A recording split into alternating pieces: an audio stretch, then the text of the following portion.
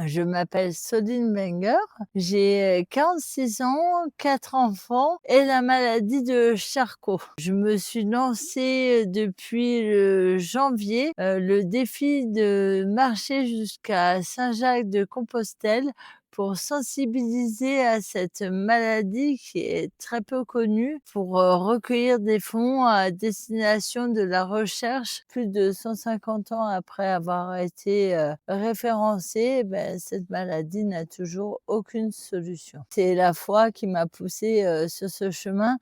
J'avais toujours imaginé faire ce chemin à la retraite avec mon mari, comme mes parents l'ont fait. Voilà, le diagnostic, il faut savoir qu'après être posé, on a une espérance de vie de 3 à 5 ans. Donc il me reste pas beaucoup de temps et c'était quelque chose que je voulais vraiment vivre pour moi, pour les malades, avec également mes enfants et mon mari qui vont nous rejoindre.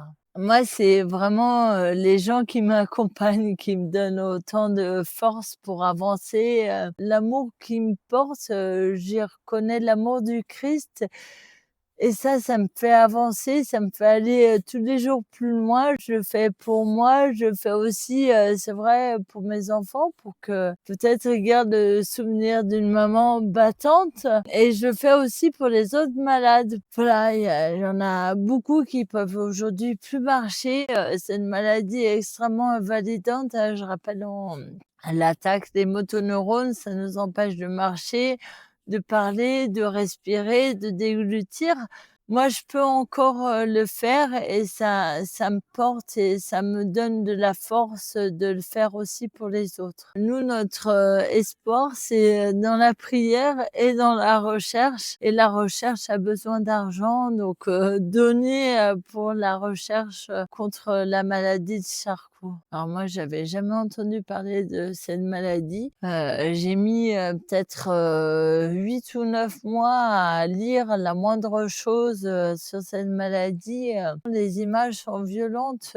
On voit des gens en fauteuil, trachéotomisés avec des sondes gastriques. Il y a un phénomène de projection qui est quand même très difficile à accepter. J'ai réussi à faire face, je ne sais pas si c'est le terme, mais à accepter un peu plus, de regarder la maladie. Et aujourd'hui, voilà, je rencontre d'autres malades et je trouve ça d'ailleurs vraiment très important, et je souhaiterais qu'on puisse se fédérer les uns avec les autres pour faire encore plus de bruit sur cette maladie.